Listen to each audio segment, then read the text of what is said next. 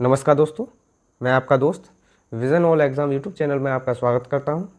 आज का टॉपिक है इंडियन पॉलिटी यानी भारतीय संविधान, जिसमें हम देखेंगे, पहले क्वेश्चन देखेंगे, क्वेश्चन को देखने के बाद उससे रिलेटेड जितना भी फैक्ट है वो देखेंगे, जितने भी आए हैं। फिर उसके बाद इस टॉपिक से जितने भी क्वेश्चन आए हैं उनको देखेंगे। इसी प्रकार हमारी आज की PDF है, ये क्वेश्चन है, फिर कंसेप्ट है, पूरा सब कुछ ये ऐसे करेंगे। फिर ये प्रस्तावना, सारा कुछ है, बहुत कुछ है। इसमें हम कवर करेंगे, संविधान की मुख्य विशेषता को देखेंगे, DPSP के देखेंगे, राज्य के नीति निर्देशक तत्व, फंडामेंटल राइट को देखेंगे, फंडामेंटल ड्यूटी को देखेंगे, संसदीय प्रणाली को देखेंगे, संघीय प्रणाली को देखेंगे, सुप्रीम कोर्ट, हाई कोर्ट देखेंगे, स्थानीय स्वशासन देखेंगे, बहुत कुछ देखेंगे। आज का मोटिवेशन कोट है, कभी भी हार मत मानो, कभी भी हार मत मानो, क्या पता आपकी अगली कोशिश ही आपको कामयाबी की ओर ले जाए। यानी कभी भी हार मत मानो। हार मानने से ये है कि आप मान लो आपने 1 साल तैयारी कर ली, फिर आप हार मान रहे हो। अब 1 साल तैयारी कर ली तो अगली 1 साल जो तैयारी करेंगे आप शुरू से नहीं करेंगे, 1 साल का जो एक्सपीरियंस है उसके साथ करेंगे। इससे क्या है, आपको दिक्कत नहीं होगी और अगले साल आपको सक्सेस मिल ही जाएगी।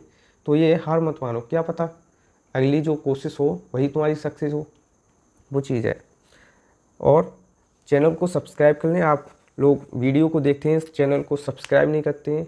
अगर इस टॉपिक से रिलेटेड कोई भी आपको एक तरह से वो है डाउट है तो आप कमेंट बॉक्स में कमेंट कर सकते हैं, जिससे कि उस डाउट को मैं सुधारने का कोशिश करूँगा। अगर आप इस टॉपिक से रिलेटेड आपको समझ में नहीं आता है, उस पर भी कमेंट कर सकते हैं कि आप इस पर दूसरी वीडियो बनाएं।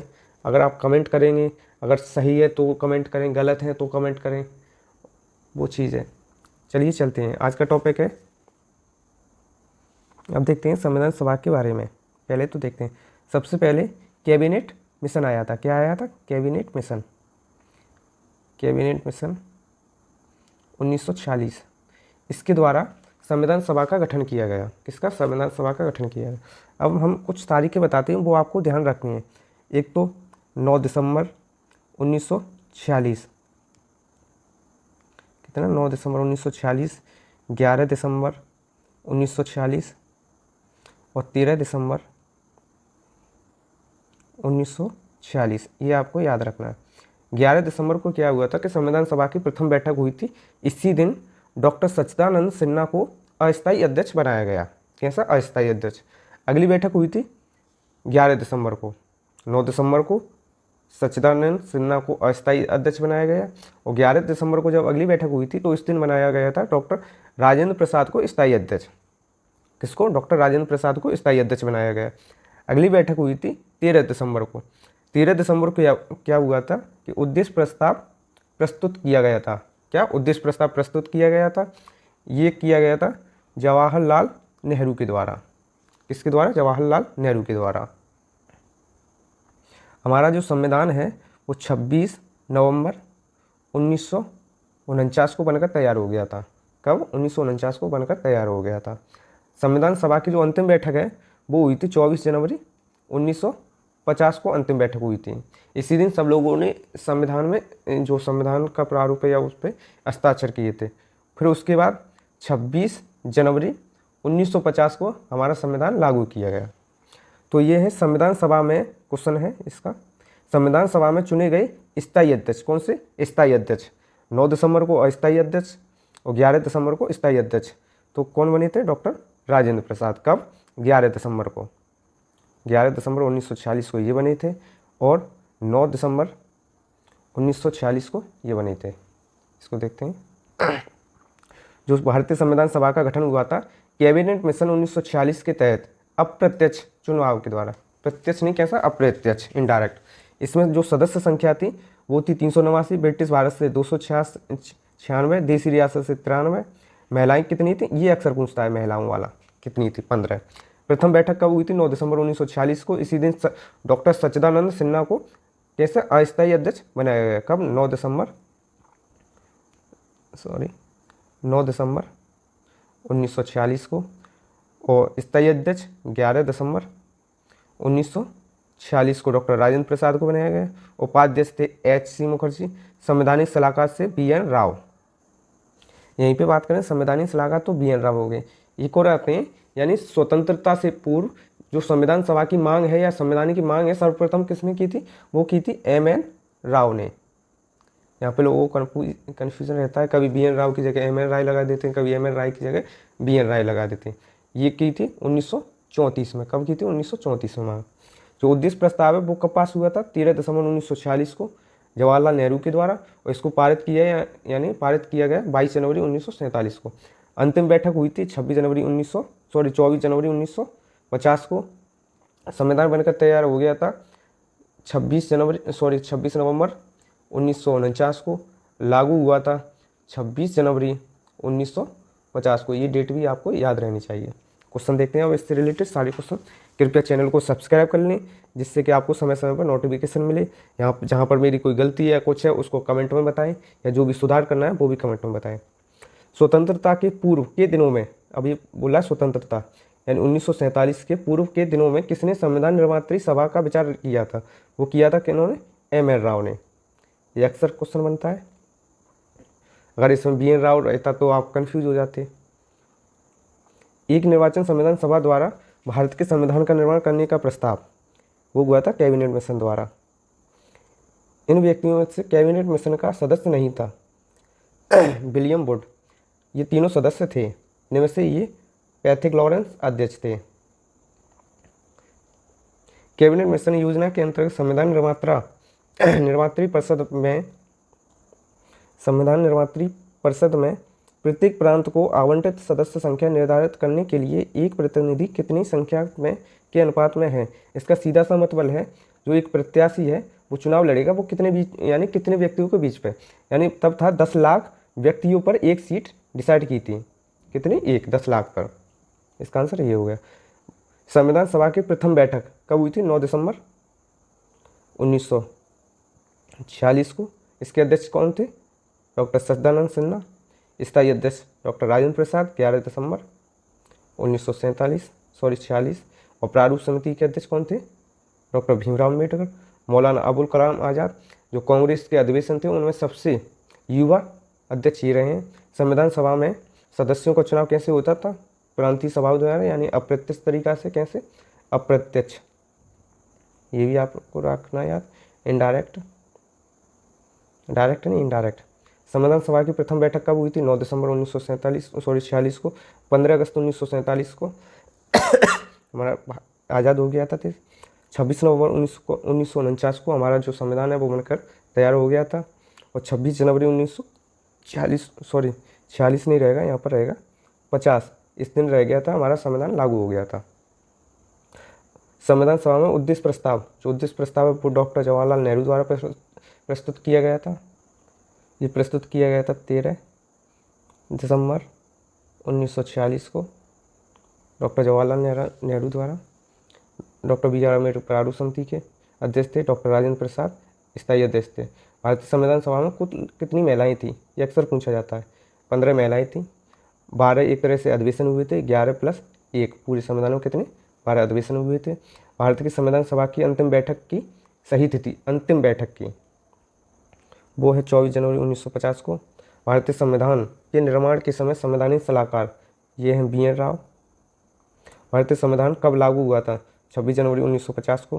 भारत का संविधान पूर्ण रूप से तैयार हो गया था। कैसा? पूर्ण रूप से तैयार 26 नवंबर 1949 को।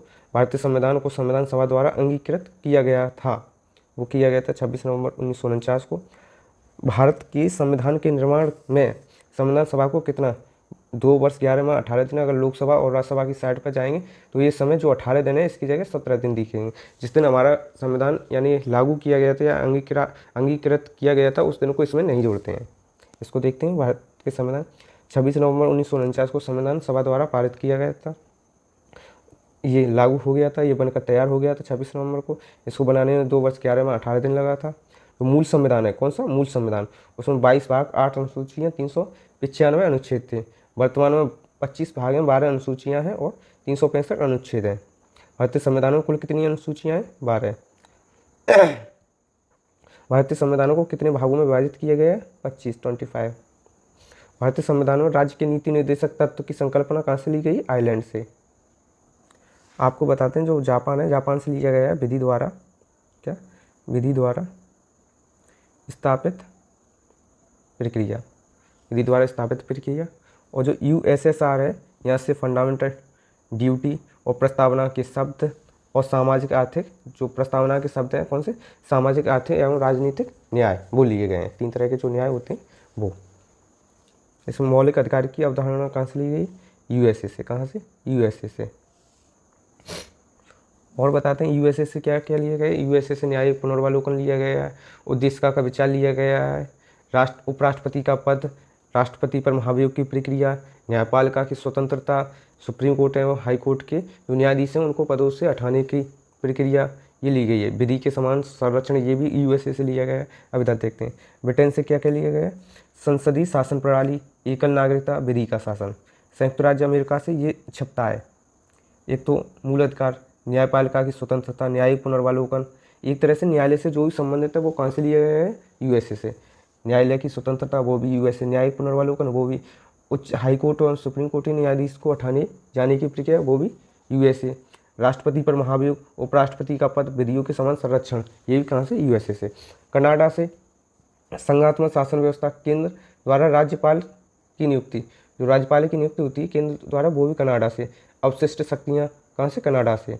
आयरलैंड से डीपीएसपी यानी राज्य के नीति निर्देशक तत्व, राष्ट्रपति की निर्वाचन प्रक्रिया और राज्यसभा मनोनयन, जो भी सदस्य होते हैं राष्ट्रपति द्वारा 12 वो।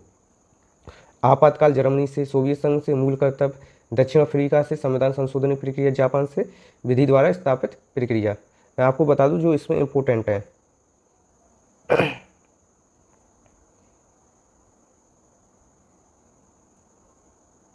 सॉरी, इसमें इम्पोर्टेंट है, एक तो इसको देख लें, इसको देख लें, इसको भी देख सकते हैं, इसको देख लें, और ये तो देखना ही है, ये पूरा ही देख लें और ये देख लें, बस हो गया काम आपका। क्वेश्चन लगाते हैं। भारतीय संघवाद किस देश की पद्धति है, कनाडा। न्यायिक पुनर्वलोकन, यूएसए। भारत के संविधान में उद्देशिका का विचार, कहाँ से, जो उद्देश्य का है वो लिया गया है यूएसए से। भारतीय संविधान में समवर्ती सूची, ऑस्ट्रेलिया से। इसको देखते हैं। यहाँ पे प्रस्तावना के बारे में देखते हैं। तो इसको एक तरह से प्रस्तुत किया गया था, वो 13 दिसंबर 1946 को डॉक्टर जवाहरलाल नेहरू द्वारा किया गया था, जवाहरलाल नेहरू द्वारा। इसको जो एक तरह से अंगीकार किया गया था 22 जनवरी 1947 को इसको अंगीकृत किया गया, यानी स्वीकार कर लिया गया। और इसमें बता दें अभी तक केवल एक बार संशोधन हुआ है, 42वां संविधान संशोधन अधिनियम 1976। इसमें 3 शब्द जोड़े गए, समाजवाद, कौन सा, समाजवाद, और पंथ निरपेक्ष और अखंडता, कौन सा, अखंडता। ये 3 शब्द जोड़े गए हैं, समाजवाद, पंथ निरपेक्ष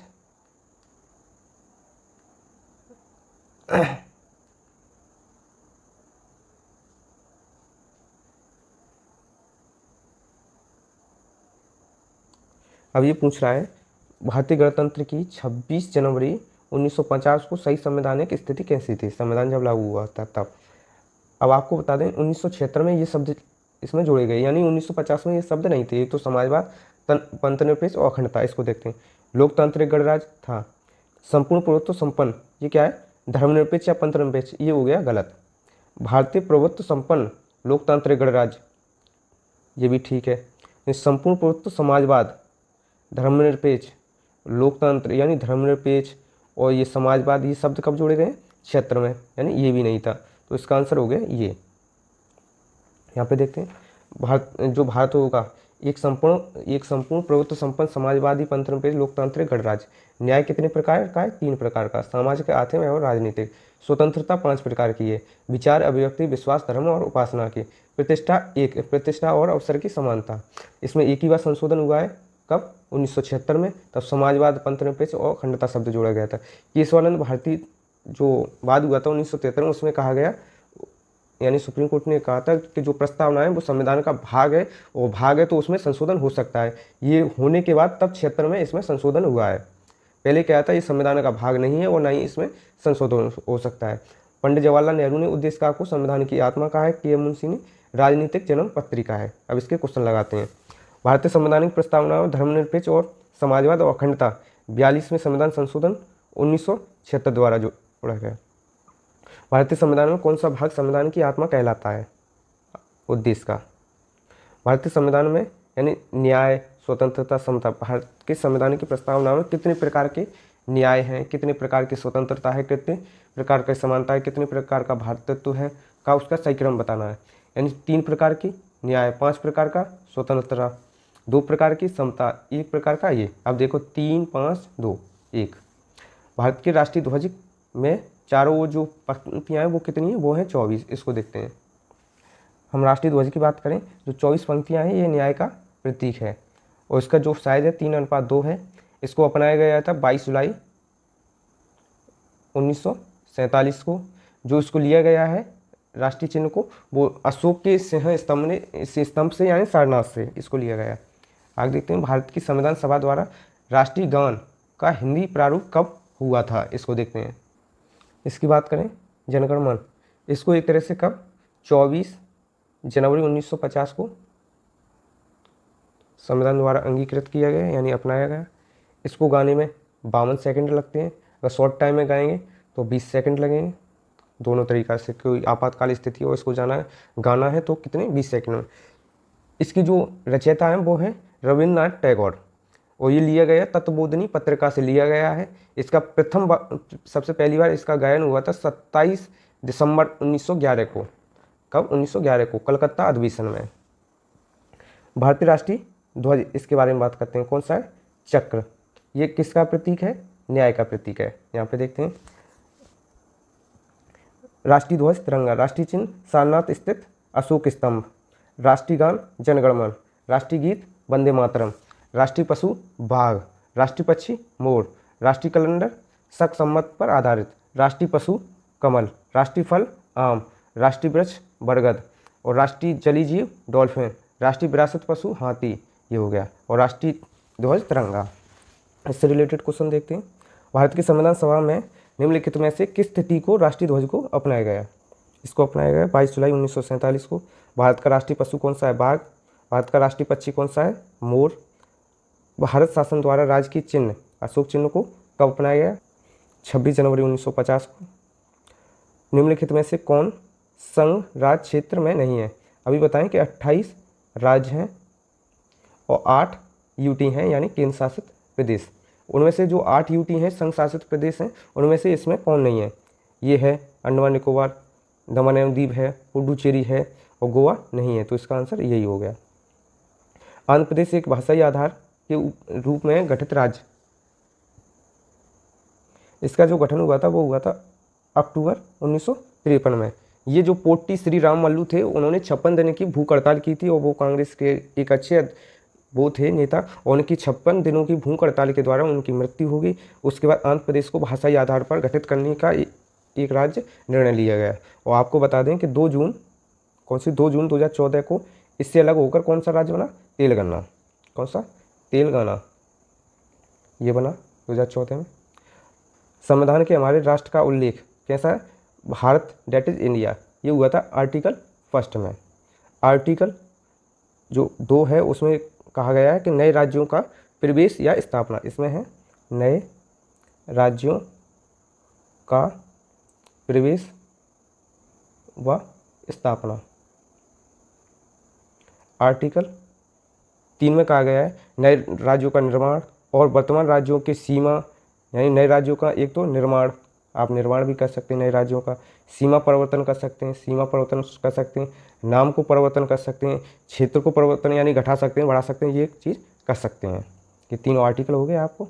आर्टिकल 1 में है भारत अर्थात इंडिया, यानी भारत अर्थात इंडिया राज्यों का एक संघ है। भाषा के आधार पर गठित पहला राज्य कौन सा है? आंध्र प्रदेश। राज्य पुनर्गठन आयोग का गठन हुआ था 1953 में। इसके अध्यक्ष थे फजल अली, 2 और के.एम. पाणिक्कर और हृदयनाथ कुंजरू, ये इसके सदस्य थे। उत्तर प्रदेश का गठन 24 जनवरी 1950, ये एग्जाम में छपता है, ये दिवस भी 24 जनवरी कर्नाटक, केरल, मध्य प्रदेश, राजस्थान की स्थापना हुई थी 1 नवंबर 1956 को। यहाँ देखते हैं, इसको देखें, भारतीय संघ, किसके, भारतीय संघ के अंतर्गत किसी राज्य को मिलने का अधिकार है, लाने का अधिकार है संसद को। भारत में राज्य पुनर्गठन आयोग की संतुष्टि पर राज्यों का पुनर्गठन किया गया था 1956 में। किस भारतीय संशोधन द्वारा दिल्ली को एनसीआर, राष्ट्रीय राजधानी, एनसीआर, राष्ट्रीय राजधानी क्षेत्र का दर्जा मिल गया 1969। नए राज्यों के गठन की शक्ति किसकी, संसद की। अब हम कुछ आयोग को देखते हैं। एक है भाषाई प्रांत आयोग, भाषाई प्रांत आयोग। इसका जो गठन हुआ था वो हुआ था जून 1948 में, और जो इसके अध्यक्ष थे वो थे एस के धर। अगला है जेवीपी समिति। इसका जो गठन हुआ था वो हुआ था दिसंबर 1948 में। इसके जो सदस्य थे जवाहरलाल नेहरू, वल्लभ भाई पटेल, पट्टाभी सीतारमैया। और इसमें कुछ और फैक्ट देखते हैं। एक तो जम्मू एंड कश्मीर, जो देसी रियासतें थी उनका विलय, जम्मू कश्मीर का विलय हुआ था 26 अक्टूबर 1947 को द्वारा 47 के द्वारा विलय पत्र द्वारा। और हैदराबाद, कौन सा, हैदराबाद का जो विलय हुआ था वो हुआ था 17 सितंबर 1948 को। ये हुआ था पुलिस कार्रवाई के द्वारा, ऑपरेशन पोलो। और जूनागढ़, इसका जो विलय हुआ था 20 जनवरी 1949 को, जनमत संग्रह के द्वारा। ये भी आपको याद रहना चाहिए। अब देखते हैं फंडामेंटल राइट। जो मूल संविधान था उसमें कितने थे, 7, अभी कितने, 6 मूल अधिकार। ये कथन है 42वां संविधान संशोधन द्वारा 1978 द्वारा संपत्ति का जो अधिकार था, क्यों, संपत्ति के अधिकार को मौलिक अधिकार की सूची से हटा दिया गया। ये सही बात है। संपत्ति के अधिकार को संविधान के भाग 12 अनुच्छेद 300 के तहत इसको विधिक अधिकार बना दिया गया है। ये भी ठीक है, तो इसके दोनों ठीक है। पहले कितना थे, 7, और संपत्ति के अधिकार को हटाने के बाद कितने रह गए, 6। ये अनुच्छेद 12 से 35 है, भाग 3 में है। पहला है समानता का अधिकार, 14, 15, 16, 17 और 18, ये समानता के अधिकार के लिए है। फिर है स्वतंत्रता का अधिकार, 19, 20, 21 और 22, ये स्वतंत्रता का अधिकार है 19 से 22 तक। शोषण के विरुद्ध अधिकार के कौन से हैं, 23 और 24। संस्कृत और शिक्षा संबंधी अधिकार है 29 और 30। संवैधानिक उपचारों का अधिकार है 32। इसको देखते हैं, भारतीय संविधान के किस अनुच्छेद के अंतर्गत नागरिकों को मौलिक अधिकार प्रदान किए गए हैं, 12 से 35। आपको बता दें जो आर्टिकल 12 है, कौन सा, आर्टिकल 12 है, इसमें दी गई है राज्य की परिभाषा, कि राज्य की परिभाषा क्या है। भारतीय संविधान का कौन सा अनुच्छेद संवैधानिक प्रावधानों को संघीय संसद, राज्य विधानपालिका द्वारा बनाए गए नियमों या कानूनों पर प्राथमिकता प्रदान करता है। इसको देखते हैं, ये है आर्टिकल 13। इसमें क्या है कि राज्य या केंद्र ऐसा कोई नियम या विधि नहीं बनाएगा जिससे कि मूल अधिकारों का एक तरह से हनन हो। भारतीय संविधान में समता का अधिकार कौन सा है, 14 से 18। इसमें 14 है, 15 है और 16 है और 17 है और 18 है। इनको देखते हैं। 14 में क्या है, विधि की समझ क्षमता, विधि के समान संरक्षण। 15 में है धर्म, मूल, वंश, जाति और लिंग और जन्म स्थान के आधार पर विभेद का प्रतिषेध। 16 में है लोक नियोजन के विषय में अवसर की समानता। 17 में है जो अप्रस्तुतता का अंत, अनटचेबिलिटी। 18 में है उपाधियों का अंत। भारतीय संविधान की स्वतंत्रता का अधिकार 4 अनुच्छेदों में है, वो है 19, 20 और 21 और 22। ये है भारत के संविधान में किस अनुच्छेद के अंतर्गत निजता का अधिकार, राइट टू प्राइवेसी, ये दिए गए हैं अनुच्छेद 21 में। भारत के संविधान का निम्नलिखित में से कौन सा अनुच्छेद प्रेस की स्वतंत्रता, 19। भारतीय संविधान में शोषण करके शिक्षा का अधिकार कब जोड़ा गया, इसको जोड़ा गया था 1 अप्रैल 2010 को। निम्नलिखित में से एक अधिकार जो डॉक्टर भीमराव अम्बेडकर संविधान की आत्मा को मानते थे, वो है आर्टिकल 32 संवैधानिक उपचारों का अधिकार। भारत के संविधान के किस अनुच्छेद के अंतर्गत भारत का उच्चतम न्यायालय नागरिकों के मूल अधिकारों की प्रवर्तक के विभिन्न रिट जारी कर सकता है, सुप्रीम कोर्ट 32 में, हाई कोर्ट 226 के अनुसार। मौलिक अधिकारों का संरक्षक कौन है, न्यायपालिका। इससे ही आपके क्वेश्चन बन जाएंगे, एक भी क्वेश्चन बाहर नहीं जाएगा। 44वां संविधान संशोधन अधिनियम 1978 के द्वारा जो संपत्ति के अधिकार को मूल अधिकार की श्रेणी से हटाकर अनुच्छेद 300 के तहत विधिक अधिकार बना दिया गया है। मूल अधिकारों के संरक्षण हेतु अनुच्छेद 32 सुप्रीम कोर्ट और 226 हाई कोर्ट के द्वारा आप रिट जारी कर सकते हैं। रिट हैं बंदी प्रत्यक्षीकरण, परमादेश, प्रतिषेध, अधिकार परीक्षा, उत्प्रेषण।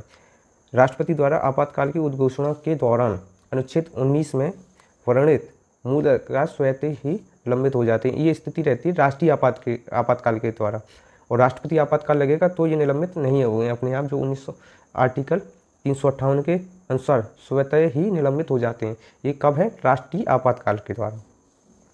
इसमें देखते हैं भारतीय संविधान का कौन सा अनुच्छेद अल्पसंख्यकों को अपनी मनपसंद शिक्षण संस्थाओं को स्थापित करने एवं संचालित करने का अधिकार है। आर्टिकल 30 में। आर्टिकल 29 में क्या है? अल्पसंख्यक वर्गों के हितों का संरक्षण। किसी अपराध के अभिव्यक्ति को स्वयं के विरुद्ध गवाही बनाने के लिए बाध्यकारी नहीं किया जा सकता। भारतीय संविधान के किस अनुच्छेद में है? यह है इस 22 के 3 में। भारतीय संविधान के अनुच्छेद 25 से है उसका संबंध है धर्म की स्वतंत्रता से। भारतीय संविधान के किस अनुच्छेद में भारतीय नागरिकों के मूल कर्तव्य शामिल हैं? कौन सा अनुच्छेद है? 51 का। संविधान में मूल कर्तव्यों को जिसकी सिफारिश पर जोड़ा गया था वो है स्वर्ण सिंह समिति। स्वर्ण सिंह समिति 42वें संविधान संशोधन 1976 द्वारा जोड़ी गई थी। भाग 4 का 51 का ये है, और 11वां जो इसमें कितने जोड़े गए थे? 10 मौलिक कर्तव्य। और 11वां मौलिक कर्तव्य कब जोड़ा गया था? 86वें संविधान संशोधन 2002 के द्वारा। इसमें 6 से 14 वर्ष के बच्चों के लिए शिक्षा का अवसर प्राप्त करने के लिए माता पिता का संरक्षण यानी कर्तव्य होगा। प्रारंभ में मूल कर्तव्य नहीं थे। जो मूल संविधान है उसमें 0 थे। बाद में 42वें संविधान संशोधन द्वारा 10 जोड़े गए, उसके बाद एक और जोड़ा गया, 11 हो गए।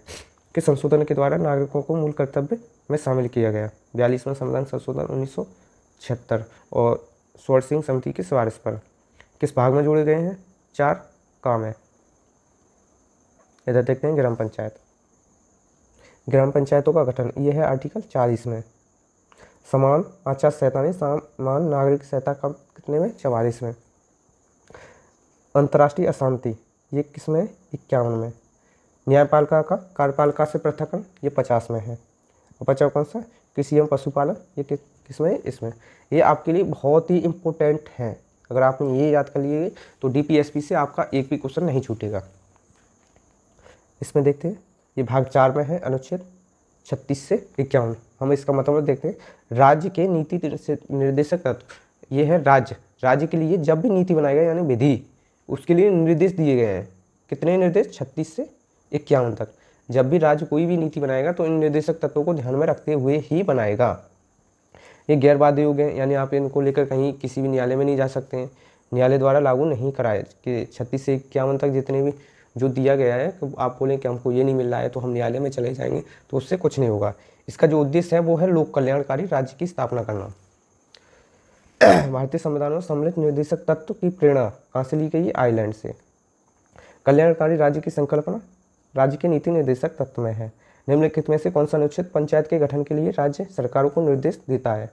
40। यहाँ देखते हैं 40 में क्या है? ग्राम पंचायत। 44 में समान नागरिक संहिता। ये गलत हो गया। ये कितने में? आर्टिकल 50 में। ये भी ठीक है। इधर देखते हैं राज्य के नीति निर्देशक सिद्धांत के निम्नलिखित अनुच्छेदों में से कौन सा अंतर्राष्ट्रीय शांति और सुरक्षा के संवर्धन? ये कौन सा है? 51। निम्नलिखित में से कौन सा गणतंत्र का प्रमुख है? निम्नलिखित में से कौन भारतीय गणतंत्र का प्रमुख है? वो है राष्ट्रपति। गणतंत्र का प्रमुख है भारत का प्रथम नागरिक है। कौन है? नागरिक है। और संवैधानिक प्रमुख है। संवैधानिक प्रमुख है। राज्य का प्रमुख है। राज्य का प्रमुख है। राज्य का प्रमुख ये है। सरकार का प्रमुख PM होता है। और ये राष्ट्र की एकता अखंडता का प्रतीक है। ये सब कुछ कौन है? राष्ट्रपति है। और कार्यपालिका का अध्यक्ष यानी प्रमुख है राष्ट्रपति। इधर देखते हैं इसकी जो योग्यता है 35 वर्ष भारत का नागरिक हो, 35 वर्ष की आयु पूर्ण कर चुका हो, लोकसभा का सदस्य बनने योग्य हो, सदस्य ना हो और किसी भी लाभ के पद पर ना हो। निर्वाचन मंडल की बात करें तो संसद यानी लोकसभा एवं राज्यसभा के सभी कौन से निर्वाचित सदस्य, कौन से निर्वाचित, मनोनीत नहीं, निर्वाचित। और राज्यों की विधानसभाओं के सभी निर्वाचित सदस्य, दिल्ली और पुडुचेरी विधानसभाओं के सभी निर्वाचित सदस्य। ये 17वां संविधान संशोधन के द्वारा जोड़ा गया था। त्यागपत्र ये देंगे उपराष्ट्रपति को, और उपराष्ट्रपति किसे त्याग देगा, राष्ट्रपति को। पदावधि कितनी है, 5 वर्ष। हटाए जाने की प्रक्रिया महाभियोग है। और शपथ कौन दिलाएगा, भारत में मुख्य न्यायाधीश, अगर वो नहीं होगा तो उच्चतम न्यायालय का वरिष्ठतम न्यायाधीश। ये हो गए। 17वां जो संविधान संशोधन था उसमें चुनाव की प्रक्रिया में कौन से 2 राज्य जोड़े गए थे, दिल्ली और पुडुचेरी। भारत में राष्ट्रपति का निर्वाचन किस प्रकार होता है, अप्रत्यक्ष द्वारा, अप्रत्यक्ष अनुपातिक पद्धति, एकल संक्रमणी गुप्त मतदान के द्वारा।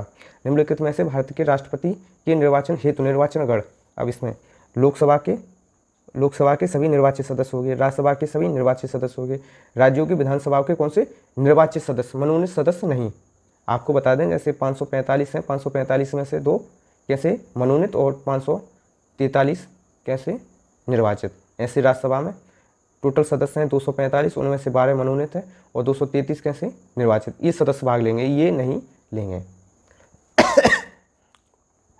राष्ट्रपति के उम्मीदवार के लिए आवश्यक कौन है, भारत का नागरिक हो 1, 35 वर्ष आयु पूर्ण कर चुका हो 2, और संसद यानी लोकसभा का सदस्य बनने योग्य हो। पढ़ा लिखा नहीं होना चाहिए, कोई दिक्कत नहीं है, अनपढ़ की जरूरत है। राष्ट्रपति 5 वर्ष तक अपने पद पर रहता है, कब तक, जिस दिन वो पद ग्रहण करेगा उससे 5 वर्ष तक। कब, 5 वर्ष तक। और जिस दिन उसका कार्यकाल खत्म होगा उससे ठीक 6 माह पहले चुनाव की प्रक्रिया स्टार्ट हो जाएगी।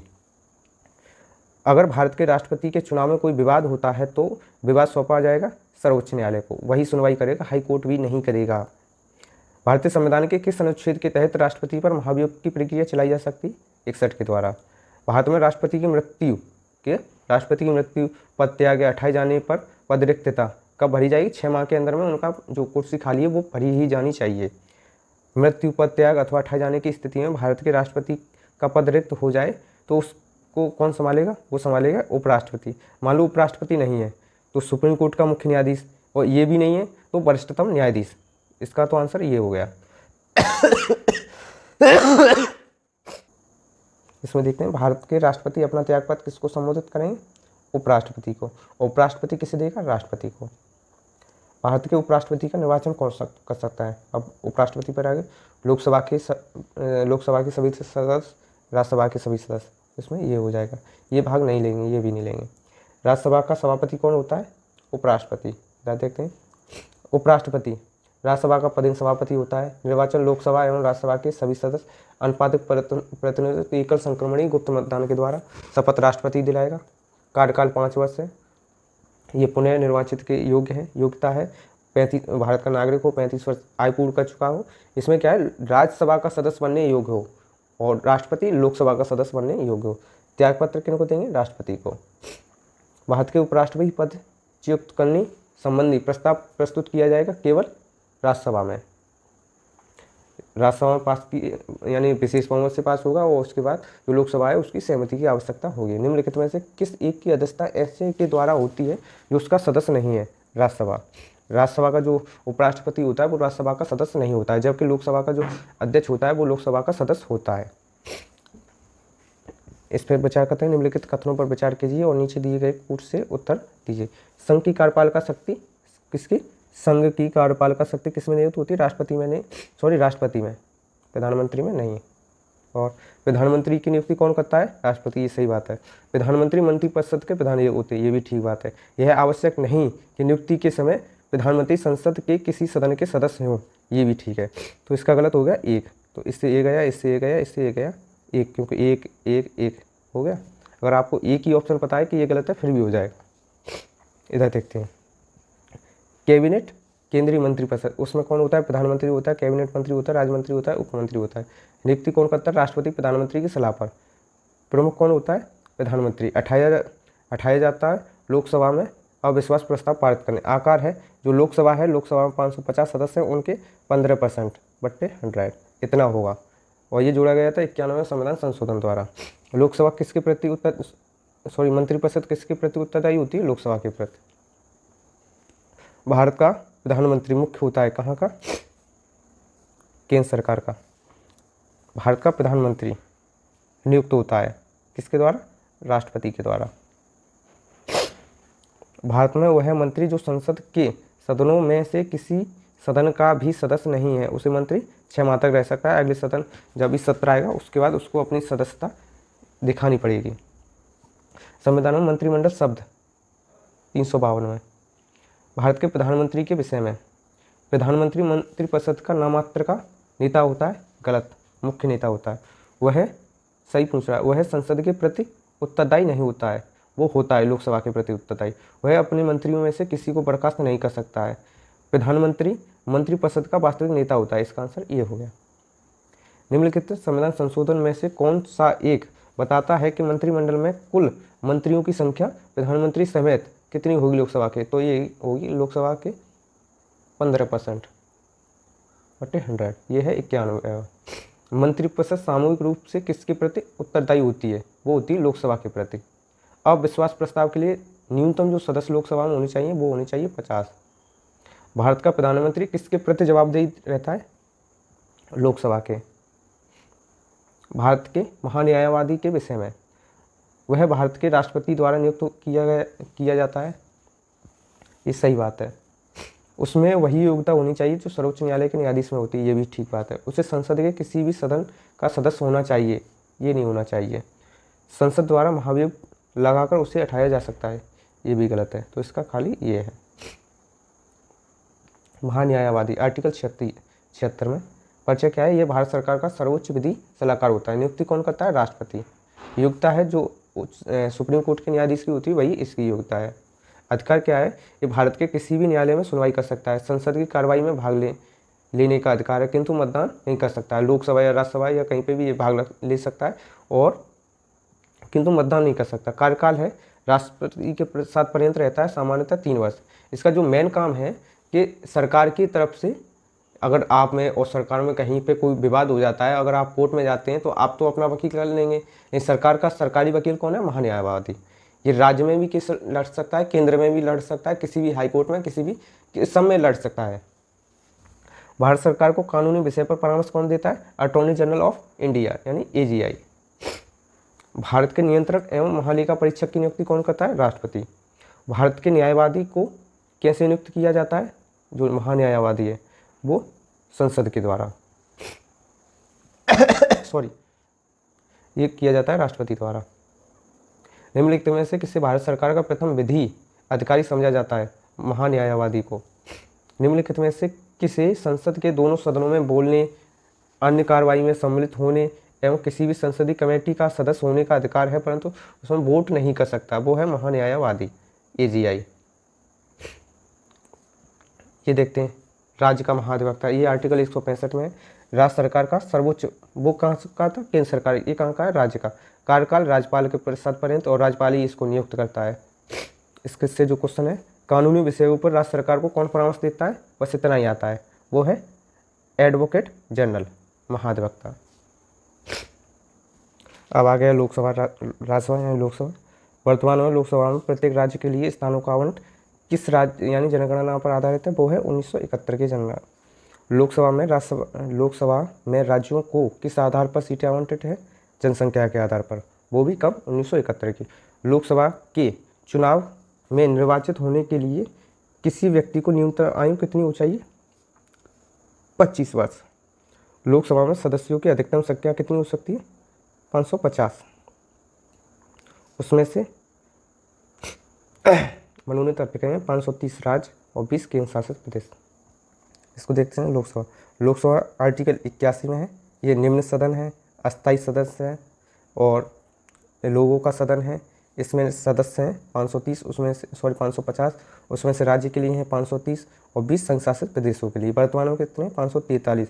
543 में से 24 सदस्य कहाँ के हैं? राज्यों के। 19 सदस्य कहाँ के? केंद्र शासित प्रदेशों के। इसमें से एंग्लो इंडियन हटा दिए गए हैं 2, पहले 545 थे, ये हटा दिए गए 26 जनवरी 2020 को, तब से ये इनको खत्म कर दिया गया। सदस्य निर्वाचित होने की न्यूनतम आयु 25 है। सदस्यों का कार्यकाल है 5 वर्ष। प्रथम अधिवेशन हुआ था 13 मई 1952 को। जो प्रथम लोकसभा अध्यक्ष कौन है? गणेश वासुदेव मावलकर। प्रथम महिला कौन है? मीरा कुमार। लोकसभा का अध्यक्ष अपना त्यागपत्र किसको सौंपेगा? वो सौंपेगा उपाध्यक्ष को। लोकसभा की बैठक समाप्त की जा सकती है स्थगन द्वारा की जा सकती, सत्रावसान की जा सकती है, विघटन। विघटन और सत्रावसान ये करता है राष्ट्रपति और इसको अध्यक्ष कर सकता है। तो इसका आंसर हो गया ये। लोकसभा के कम से कम कितने सत्र बुलाए जा सकते हैं? वर्ष में 2 बार न्यूनतम। लोकसभा में केंद्र शासित प्रदेशों के लिए कितनी सीटें आवंटित हैं? 20। लोकसभा को कार्यकाल पूरा होने के पहले भंग किया जा सकता है, वो किया जा सकता है प्रधानमंत्री की सिफारिश पर राष्ट्रपति द्वारा। भारत की प्रथम लोकसभा के अध्यक्ष कौन है? प्रथम लोकसभा के अध्यक्ष वो है जीवी मावलकर। लोकसभा की प्रथम महिला अध्यक्ष कौन है? वो है मीरा कुमार। लोकसभा का जो कोरम है, कोरम का मतलब है कम से कम कितने सदस्य होने चाहिए जिससे कार्यवाही स्टार्ट हो जाए, वो होने चाहिए 1/10। भारत में किस राज्य का लोकसभा एवं राज्यसभा में प्रतिनिधित्व सर्वाधिक है? वो है उत्तर प्रदेश का। निम्नलिखित में से कौन अपने पद की शपथ नहीं लेता है? वो कौन नहीं लेता है? उपराष्ट्रपति नहीं लेता है। सॉरी, इसका हो जाएगा स्पीकर। स्पीकर अपने पद की शपथ नहीं लेता है क्योंकि वो लोकसभा के सदस्य की जो शपथ है वो पहले से ही ले चुका होता है और वो दिलाता है प्रोटेम स्पीकर। लोकसभा के अध्यक्ष कैसे होते हैं? हटाए जाने की जो प्रक्रिया है लोकसभा के अध्यक्ष की वो है, देखते हैं। लोकसभा के उपाध्यक्ष उपस्थित सदस्यों के 2/3 बहुमत से पारित, लोकसभा के सभी सदस्यों के बहुमत से पारित, प्रधानमंत्री की सिफारिश पर। तो इसमें हो जाएगा ये वाला, 2/3 सदस्यों का बहुमत होना जरूरी है, अनिवार्य है। प्रोटेम स्पीकर, प्रोटेम स्पीकर को बता दें इनका काम है खाली जो नव निर्वाचित सदस्य आए हैं लोकसभा में चुनकर उनको एक तरह से शपथ दिलाना। ये है नवनिर्वाचित लोकसभा के वरिष्ठतम सदस्यों में से एक होगा जो उनको शपथ दिलाएगा, बस उसका उतना ही काम है, बस उसके बाद खत्म। लोकसभा में स्पीकर का निर्वाचन संसद के सभी सदस्य यानी लोकसभा में तो लोकसभा के सभी सदस्यों द्वारा होगा। राज्यसभा में सदस्य चुने जाते हैं वो राज्यों की विधानसभाओं द्वारा। इसका ये हो गया। राज्य की निश्चित सदस्य संख्या कितनी है? 250। राज्यसभा में कहाँ पर? राज्यसभा में राज्यों को प्रतिनिधित्व निम्नलिखित में से किसके आधार पर दिया गया? राज्यसभा में उसको दिया गया उनकी जनसंख्या के अनुपात पर। इसको देखते हैं। गठन हुआ था 3 अप्रैल 1952 को, प्रथम बैठक हुई थी 13 मई 1952 को। ये उच्च सदन है, स्थायी सदन है, बड़ों का सदन है सदन। इसमें 250 सदस्य, 238 सदस्य निर्वाचित होते हैं, 12 मनोनीत होते हैं। अभी वर्तमान में 245 हैं, उनमें से 233 कैसे निर्वाचित हैं और 12 मनोनीत हैं। सदस्य निर्वाचित होने की न्यूनतम आयु 30 वर्ष है। सदस्य का कार्यकाल 6 वर्ष है और 1/3 सदस्य प्रत्येक 2 साल बाद यानी नियुक्त किए जाते हैं, निर्वाचित आते हैं, उनको त्याग और जो 1/3 सदस्य हटाए जाते हैं। पदेन सभापति रहता है उपराष्ट्रपति। 1/3 सदस्य कितने? 1/3 सदस्य प्रत्येक 2 वर्ष की समाप्ति पर सेवानिवृत्त होते हैं। प्रथम सभापति डॉक्टर सर्वपल्ली राधाकृष्णन, यही प्रथम राष्ट्रपति थे। राज्यसभा किसके द्वारा भंग की जा सकती है? कोई नहीं। राज्यसभा के संदर्भ में निम्नलिखित में से कौन सा कथन सही है? इसका आंसर हो जाएगा ये। इसके 1/3 सदस्य कितने? 1/3 सदस्य प्रत्येक 2 वर्ष बाद सेवानिवृत्त हो जाते हैं यानी अवकाश मिल जाता है। राज्यसभा के सदस्यों का कार्यकाल 6 वर्ष होता है। 1/3 सदस्य प्रत्येक 2 साल बाद निर्वाचित हो जाते हैं। राष्ट्रपति द्वारा राज्यसभा में कितने सदस्यों को मनोनीत किया जाता है? 12 सदस्यों को किया जाता है। किस सभा का अध्यक्ष उसका सदस्य नहीं होता है? वो होता है राज्यसभा का, उसका जो अध्यक्ष होता है वो होता है उपराष्ट्रपति। राज्यसभा के चुनाव के लिए अपेक्षित न्यूनतम आयु होनी चाहिए, वो होनी चाहिए 30 वर्ष। राज्यसभा का अध्यक्ष राष्ट्रपति द्वारा नियुक्त होता है, राष्ट्र संसद द्वारा चयनित होता है, वो होता है उपराष्ट्रपति। पदेन अध्यक्ष होता है। संसद की संयुक्त बैठक यानी जॉइंट सेशन, यह है आर्टिकल 108 में। कारण है किसी विधेयक के दोनों सदनों के बीच मतभेद, यानी 2 सदन है लोकसभा राज्यसभा, उनके दोनों के बीच कोई मतभेद हो जाता है और ऐसी कोई आकस्मिक स्थिति आ जाती है कि जिसमें हमें कानून बनाना पड़ेगा, तो उस स्थिति में हम जॉइंट सेशन को लागू करते हैं, यानी दोनों को बुलाते हैं, उनकी बातचीत यानी सही से उनका वो निस्तारण करते हैं। और कौन करता है? बुलाता कौन है? राष्ट्रपति। इसकी अध्यक्षता कौन करता है? लोकसभा अध्यक्ष। विधेयक पारित कौन, यानी जो भी विधेयक पारित होगा वो कैसा होगा? साधारण विधेयक से नहीं बुलाई जा सकती। संविधान संशोधन के लिए नहीं बुलाई जा सकती, इस वजह से नहीं बुलाई जा सकती क्योंकि संविधान संशोधन करना होगा तो वहाँ पर हमें विशेष बहुमत की जरूरत होगी, लेकिन विधेयक कहाँ से? साधारण बहुमत से पारित होगा। अब तक बुलाई गई 3 बार। संविधान के निम्नलिखित अनुच्छेदों के अंतर्गत संसद के दोनों सदनों की संयुक्त बैठक 108 में भारतीय संसद के दोनों सदनों की संयुक्त बैठक से इस संबंध में बुलाई जा सकती है साधारण विधेयक। भारतीय संसद के दोनों सदनों की संयुक्त बैठक की अध्यक्षता कौन करता है? दोनों सदनों की अध्यक्षता लोकसभा अध्यक्ष। धन विधेयक धन विधेयक आर्टिकल 110 में धन विधेयक है कि नहीं इसका निर्णय कौन करेगा? लोकसभा अध्यक्ष। अगर लोकसभा से इसको लोकसभा में ही हम सबसे पहले पेश करेंगे, अगर लोकसभा से पास हो जाएगा तो राज्यसभा के लिए भेजेंगे। राज्यसभा इसको मात्र और मात्र 14 दिन तक अधिकतम रख सकती है, वो पास नहीं करेगी फिर भी इसको पास माना जाएगा, अगर पास कर देगी तो और अच्छी बात है। धन विधेयक भारत के संविधान के किस अनुच्छेद में है? 110 में। कोई विधेयक धन विधेयक है कि नहीं इसका निर्णय कौन करेगा? लोकसभा अध्यक्ष। अगर कोई धन विधेयक लोकसभा द्वारा स्वीकृत हो गया, कहाँ से? लोकसभा से, तो राज्यसभा में इसको अधिकतम 14 दिन तक ही रखा जा सकता है। भारत के संविधान के अंतर्गत एक धन विधेयक को प्रस्तुत किया जा सकता है केवल लोकसभा में सबसे पहले। अब देखते हैं समितियां। एक है प्रकलन समिति, इसमें कुल सदस्य होते हैं 30 और वो भी कहाँ से? लोकसभा से। एक है लोक लेखा समिति, इसमें कुल सदस्य होते हैं 22, उसमें से 15 लोकसभा से 7 राज्यसभा से। लोक उपक्रम समिति, इसमें 22 सदस्य होते हैं, 15 लोकसभा से 7 राज्यसभा से। ये आपको याद होनी चाहिए। लोक लेखा समिति के लिए लोकसभा में कितने सदस्य होते हैं? कौन सी? ये है लोक लेखा समिति के लिए लोकसभा में 15 सदस्य। इसको देखते हैं। अब देखते हैं राज्यपाल के बारे में। किसी राज्य के गवर्नर से संबंधित विचार, यानी उसे कौन नियुक्त करता है? राष्ट्रपति। ये ठीक बात है। राष्ट्रपति की इच्छानुसार पद धारण करता है, ये भी ठीक बात है। उनमें राज्य की कार्यपालिका शक्ति निहित होती है, ये भी ठीक है। सामान्यतः वह 5 वर्ष के लिए पद धारण करते हैं, ये भी ठीक है। इसका ये हो गया। राज्य सरकार का कार्यकारी अध्यक्ष या संवैधानिक प्रमुख कौन होता है? राज्यपाल। राज्यपाल की नियुक्ति कौन करता है? राष्ट्रपति। पद धारण सामान्यतः 5 वर्ष, वैसे तो राष्ट्रपति के प्रसाद पर्यंत पद धारण करता है। शपथ कौन दिलाता है? हाई कोर्ट का मुख्य न्यायाधीश। अर्हता क्या है? भारत का नागरिक हो, 35 वर्ष की आयु पूर्ण कर चुका हो और जिस राज्य में वो राज्यपाल नियुक्त किया जाएगा उसका उसी राज्य का ना हो, यानी जो मतदाता सूची है उस राज्य की मतदाता सूची में उसका नाम ना हो। वो अगर यूपी का है तो वो कहाँ पर नियुक्त हो सकता है? एमपी में हो सकता है, बिहार में हो सकता है, लेकिन यूपी में नहीं हो सकता है। और निम्नलिखित में से कौन राज्यपाल की नियुक्ति करता है? भारत का राष्ट्रपति। राज्यपाल किसके प्रति उत्तरदायी रहता है? वो रहता है विधानसभा के। भारत में किसी राज्य की राज्यपाल बनने वाली पहली महिला कौन है? वो है सरोजिनी नायडू।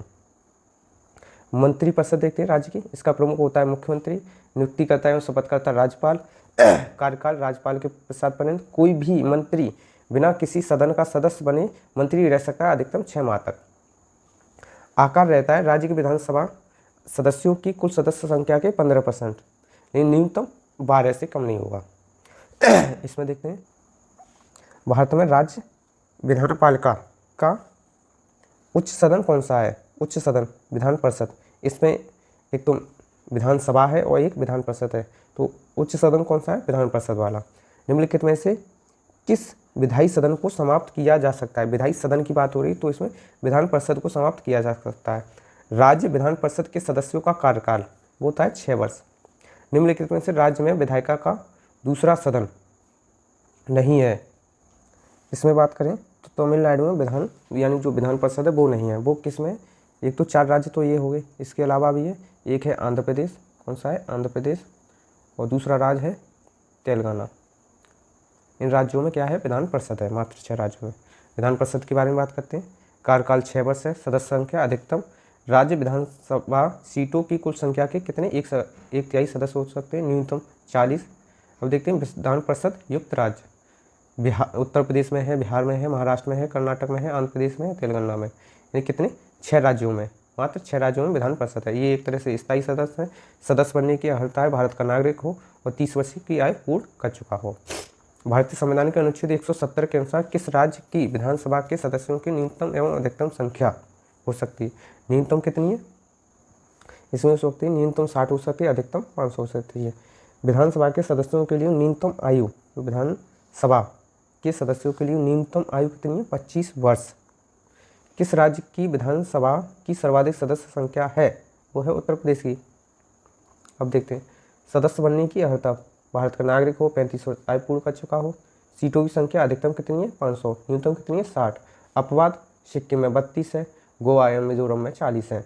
सदस्यता समाप्त हो सकती है सदन की बैठक से बिना अनुमति लिए। अगर आप 60 दिन तक सदन में नहीं उपस्थित होते हैं तो आपकी सदस्यता समाप्त हो सकती है। सर्वाधिक सीटों वाला राज्य उत्तर प्रदेश है 430, न्यूनतम वाला कौन सा है? सिक्किम 32 है। यदि किसी राज्य की विधानसभा का अध्यक्ष स्पीकर अपना त्याग पत्र चाहे तो किसे देगा? तो वो देगा उपाध्यक्ष को। राज्य विधानसभा के निर्वाचन का संचालन कौन सा करता है? भारत का निर्वाचन आयोग। राज्य की विधानसभा के सत्र का आदेश निम्नलिखित में से किसके द्वारा दिया जाता है? कौन सा सत्र का आदेश वो दिया जाता है? राज्यपाल के द्वारा। भारत के उच्चतम न्यायालय में न्यायाधीशों की संख्या में वृद्धि करने की शक्ति है। उच्चतम न्यायालय में न्यायाधीशों की संख्या वो है संसद की। भारत में उच्चतम न्यायालय का उद्घाटन हुआ था 28 जनवरी 1950 को। सर्वोच्च न्यायालय में सेवानिवृत्त वो है 65 वर्ष। सर्वोच्च न्यायालय का न्यायाधीश अपना त्यागपत्र किसको देगा? वो देगा राष्ट्रपति को। गठन हुआ था 26 जनवरी 1950 को। यहाँ 26 नहीं 28 जनवरी है। न्यायाधीशों की कुल संख्या है 34, 33 न्यायाधीश प्लस एक मुख्य न्यायाधीश। न्यायाधीशों की सेवानिवृत्ति की उम्र कितनी है? 65 वर्ष। नियुक्त होने के लिए अर्हता भारत का नागरिक हो, सुप्रीम कोर्ट, ऐसे 2 या 2 से अधिक न्यायालयों में कम से कम 5 वर्ष तक न्यायाधीश के पद पर रहे हो, उच्चतम न्यायालय या ऐसे 2 अधिक न्यायालयों में कम से कम 10 वर्ष तक अधिवक्ता रहे हो, और राष्ट्रपति की नज़र में एक अच्छे विधिवेत्ता हो यानी अच्छे निर्णय करता हो। न्यायाधीश की नियुक्ति राष्ट्रपति करेगा कॉलेजियम की सिफारिश पर। कॉलेजियम में शामिल होता है भारत का मुख्य न्यायाधीश होगा और उच्चतम न्यायालय के 4 वरिष्ठतम न्यायाधीश रहेंगे यानी 5 लोगों के अनुसार। राष्ट्रपति न्यायाधीशों को शपथ दिलाता है। न्यायाधीश को उठाने की प्रक्रिया सिद्ध कदाचार असमर्थता के आधार पर संसद के प्रत्येक सदन द्वारा उपस्थित और मतदान करने वाले सदस्यों के कम से कम 2/3 सदस्यों का बहुमत होना आवश्यक है। देखते हैं आगे। ये बोला सेवानिवृत्त होने के पश्चात सर्वोच्च न्यायालय के न्यायाधीश किसी भी न्यायालय में वकालत कर सकते हैं, किसी भी न्यायालय में वकालत नहीं कर सकते हैं। उच्चतम न्यायालय के न्यायाधीशों का वेतन कौन निर्धारित करता है? संसद। भारत के सर्वोच्च न्यायालय के कार्यवाहक एवं मुख्य न्यायाधीश की नियुक्ति कौन करता है? राष्ट्रपति। भारत में 25 उच्चतम न्यायालय हैं। पंजाब, हरियाणा, केंद्र शासित प्रदेश और चंडीगढ़ का एक ही न्यायालय है। ये भी ठीक है, ये भी ठीक है। राष्ट्रीय राजधानी क्षेत्र दिल्ली का स्वयं का न्यायालय उच्चतम, ये भी ठीक है। तो इसके तीनों सही हैं। एक उच्च न्यायालय के न्यायाधीश अपना त्यागपत्र किसको देंगे? वो भी ये भी राष्ट्रपति को देंगे। ये देखते हैं। उच्चतम न्यायालय आर्टिकल 214 में है। उच्च न्यायालय हाई कोर्ट। उच्च न्यायालय की वर्तमान संख्या 25 है। न्यायाधीशों की नियुक्ति राष्ट्रपति करता है जो कॉलेजियम की सिफारिश पर करता है। न्यायाधीशों को शपथ संबंधित राज्य का राज्यपाल दिलाता है। जो इनकी क्वालिफिकेशन है वो भारत का नागरिक हो, भारत के राज्य क्षेत्र में कम से कम 10 वर्ष तक न्यायिक पद पर धारण कर चुके हों, किसी उच्च न्यायालय या ऐसे 2 या 2 से अधिक न्यायालय में लगातार कम से कम 10 वर्ष तक न्यायाधीश रहे या वो एडवोकेट रहे हों। न्यायाधीशों की सेवानिवृत्त 62 वर्ष है। वहीं अगर सुप्रीम कोर्ट के न्यायाधीश की देखें वो 65 वर्ष है। उठाने की प्रक्रिया सिद्ध कदाचार असमर्थता के आधार पर संसद के प्रत्येक सदन द्वारा विशेष बहुमत से पारित प्रस्ताव के द्वारा। उच्च न्यायालय के न्यायमूर्ति उनकी सेवानिवृत्त कितनी है? 62 वर्ष। भारत के संविधान में पंचायतों एवं नगर पालिकाओं से संबंधित 73वें और 74वें संविधान संशोधन जब हुआ था तब उस समय प्रधानमंत्री कौन था? वो थे इंदिरा गांधी। ये कब की बात है? तब थे PV नरसिम्हा राव। भारतीय संविधान का अनुच्छेद 40 ये किससे? ग्राम पंचायत के गठन से। निम्नलिखित में से कौन भारतीय संविधान का कौन सा अनुच्छेद है जिसमें पंचायती राज जोड़ा गया था? वो है 73वां। इसको देखते हैं। स्थानीय स्वशासन, इसके जनक कौन है? Lord Ripon. ये राज्य सूची का विषय है। कुल विषय अब इसको देखते हैं। सबसे पहले पंचायती राज को। पंचायती राज इसमें विषय कितने हैं? 29। शुरू की गई बलवंत राय मेहता की सिफारिश पर इस तरह ग्राम पंचायत, खंड पंचायत, जिला पंचायत। 2 अक्टूबर 1959 को राजस्थान के नागौर जिले में जवाहरलाल नेहरू द्वारा इसका यानी प्रारंभ की गई सबसे पहले। और संवैधानिक दर्जा 73वां संविधान संशोधन 1992 के द्वारा 24 अप्रैल 1993 को लागू किया गया था। इधर देखते हैं नगर निगम। कुल विषय 18। नगर पंचायत, नगर पालिका, नगर निगम। संवैधानिक दर्जा 73वां संविधान संशोधन अधिनियम 1992 के द्वारा 1 जून 1993 को लागू। यदि पंचायत भंग होती हैं तो किस अवधि के अंदर निर्वाचन होना अनिवार्य है? वो भी 6 माह। भारतीय संविधान की 11वीं अनुसूची में पंचायतों के लिए कुल कितने विषय हैं? 29। संविधान के 73वें संविधान संशोधन द्वारा पंचायतों को निर्देश किए जाने वाले कार्य कौन से हैं? यह है 11वीं अनुसूची। पंचायत राज व्यवस्था का निम्नलिखित में से किसमें उल्लेख है? पंचायत राज का, वो है राज्य सूची में। पंचायत राज्य की जो समितियां हैं, बलवंत राय मेहता ये आई थी 1957 में। प्रमुख सुझाव त्रिस्तरीय पंचायती राज व्यवस्था, खंड, ग्राम खंड, जिला पंचायत। अशोक मेहता समिति, ये आई थी 1977 में। JV केशव, ये आई थी 1985 में। लक्ष्मीमल सिंघवी समिति, ये आई थी 1986 में। PK थोमस समिति आई थी 1988 में। इसका सुझाव देखें, अशोक मेहता समिति का ये इन्होंने दिया था 2 स्तरीय खंड पंचायत, जिला पंचायत, और लक्ष्मीमल सिंघवी ने दिया था पंचायती राज को संवैधानिक दर्जा देने की सिफारिश। इधर देखते हैं, भारत में महिलाओं के लिए आरक्षण कहाँ पर है? ओनली पंचायती राज में। भारत में राष्ट्रीय पंचायती राज दिवस कब मनाया जाता है? 24 अप्रैल को। पंचायती चुनाव होता है प्रत्येक 5 वर्षों में। भारत में त्रिस्तरीय पंचायती राज व्यवस्था की बलवंत राय मेहता की सिफारिश पर की गई। अक्टूबर 1959 में पंचायती राज भारत में सर्वप्रथम आरंभ हुआ था राजस्थान में। इधर देखते हैं, चुनाव राज्य चुनाव आयोग करता है। सदस्य बनने की न्यूनतम आयु 21 वर्ष है। सभी स्तरों पर महिलाओं के लिए आरक्षित सीटें कितनी? 1/3। कार्यकाल 5 वर्ष है। वित्त की सिफारिश राज्य वित्त आयोग करता है। रिक्त सीटों पर पुनः 6 माह के अंदर चुनाव होना आवश्यक है। वर्तमान में नागालैंड, मिजोरम, मेघालय में पंचायती राज संस्था नहीं है। अब देखते हैं अनुसूची, 12 अनुसूचियों को देखें। पहली अनुसूची है राज्य एवं संघ राज क्षेत्र। दूसरी है, इसमें है राष्ट्रपति, राज्यपाल, लोकसभा, विधानसभा अध्यक्ष, उपाध्यक्ष, राज्यसभा एवं न्यायाधीश एवं CAG को मिलने वाले वेतन एवं भत्ते, पेंशन। तीसरे में भारतीय संघ के प्रमुख पदाधिकारियों को शपथ एवं प्रज्ञान, इसमें क्या है? शपथ। चौथे में राज्यसभा में सीटों का आवंटन। 5वीं में अनुसूचित क्षेत्रों एवं अनुसूचित जनजातियों के प्रशासन एवं नियंत्रण के बारे में। 6ठी में है असम, मेघालय, त्रिपुरा, मिजोरम राज्यों के जनजातीय क्षेत्रों के प्रशासन के संबंध के बारे में। 7वीं अनुसूची में है संघ यानी संघ सूची और समवर्ती सूची एवं राजसूची, यानी समवर्ती सूची, राजसूची और संघ सूची। 8 में है भाषा, कितनी है? 22 भाषाएं हैं। 9वीं बाद में जोड़ा गया था फर्स्ट संविधान संशोधन के द्वारा। कब हुआ था? फर्स्ट संविधान संशोधन के द्वारा। इसमें क्या था? कुछ अधिनियमों को विनियमन यानी रेगुलेट करने का, यानी इनको 9वीं अनुसूची में डालते हैं तो इसमें न्यायिक पुनर्वालोकन नहीं हो सकता है, ना ही न्यायिक समीक्षा हो सकती है। दल परिवर्तन के आधार पर निहरता के यानी दल बदल ये किया गया था 52वां संविधान संशोधन के द्वारा। पंचायती राज 73वां संविधान संशोधन अधिनियम, और 12वीं अनुसूची में नगर निगम है, ये 74वां संविधान संशोधन। ये आपकी पॉलिटी की पूरी क्लास हो चुकी है। इसको आप 1-2 बार देखें जिससे कि आपका रिवीजन हो जाए। आज मेरी थोड़ी सी तबीयत गड़बड़ है, इस वजह से डिटेल में, अगर आप डिटेल में पढ़ना चाहते हैं तो आप चैनल पे जाएं। चैनल पे आपका मिले सारी क्लासें डली हैं, सारी नहीं, जो भी डली हैं वो देखें और भी आएंगे, और चैनल को सब्सक्राइब कर लें जिससे कि समय समय पर नोटिफिकेशन मिले। और अगर आप इसकी PDF लेना चाहते हैं तो vision all exam Telegram channel पर आप विजिट कर सकते हैं, और इसका मैं लिंक भी रख दूँगा डिस्क्रिप्शन में, वहाँ से आप इसकी PDF डाउनलोड कर सकते हैं। 1-2 बार पढ़ें जिससे कि आपका एक भी क्वेश्चन नहीं रहेगा। बहुत मेहनत की है। नमस्कार दोस्तों।